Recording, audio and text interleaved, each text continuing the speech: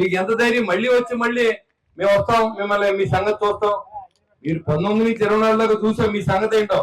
ఇక కొత్తగా చూసేది ఏముండదు. అది మళ్ళీ మాకు గుర్తు చేయకండి. మళ్ళీ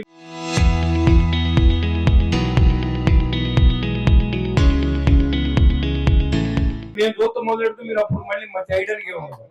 కాబట్టి అలాంటి వార్నింగ్లకి భయపడి కూడా ఎవరు లేడు ఇక్కడ. ఖచ్చితంగా ఇవాళ చంద్రబాబు నాయుడు గారు తిడతా ఉన్నారు. ఆయన 74 సంవత్సరాల వయసులో అంబటి రాంబాబు నాయుడు మాటలు మీరు వినండి. సభ్య సమాజం సిగ్గుపడే విధంగా బూతులు తిడితే దాన్ని కూడా సమర్థించేటువంటి వ్యక్తి ఈ జగన్మోహన్ రెడ్డి. ఒక తల్లిని ఒక చెల్లిని మాట్లాడిన విధానం, జూగర్చకరంగా మాట్లాడిన విధానాన్ని అందరూ చీర ముఖం మీద మూసినా సరే జగన్మోహన్ రెడ్డి మా నాయకులను ఇబ్బంది పెడుతున్నారు. మీ నాయకులు నోరు కంట్రోల్ చేసుకో, ఇబ్బంది పడకూడదంటే.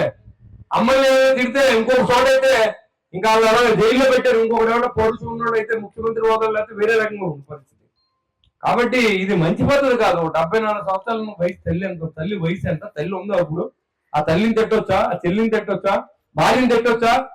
ఆ జ్ఞానం లేనటువంటి వైసీపీ నాయకులు మళ్ళీ అంబటి రాంబాబు గారికి వెళ్ళి జైల్లోంచి రిలీజ్ చేస్తారు.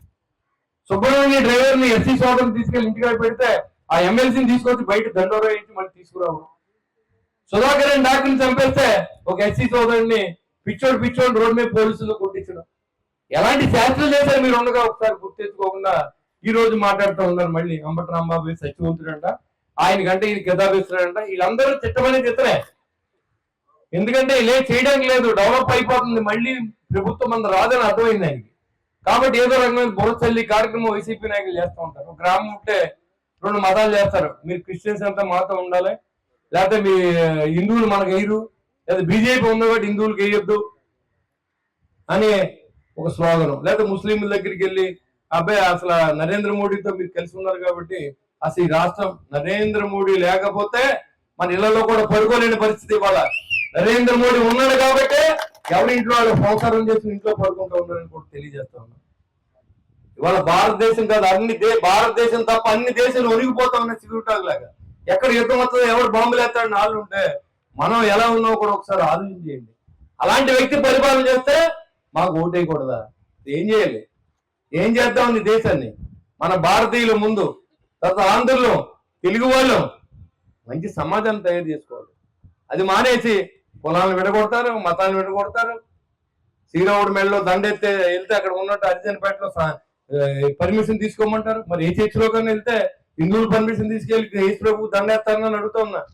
డిప్యూటీ స్పీకర్ పట్టుకుని కొడతాకే కత్తులు రాళ్ళతోని దాడి చేసినవే కాకుండా మేకులతో కూడా కొట్టిన సందర్భం. ఒక మేకు 5 అంగుళాల మేకులకు తలలో గుచ్చిపోతే ఆ వ్యక్తిని నేను పక్కన చూసాను.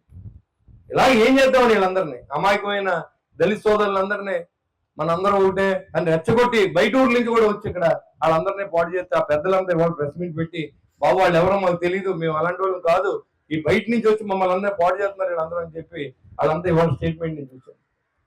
ఒక అమాయకమైనటువంటి ప్రజలతో ఆడుకుంటున్నటువంటి జగన్మోహన్ రెడ్డికి తగిన బుద్ధి చెప్పాలని నేను కోరుతా ఉన్నాను.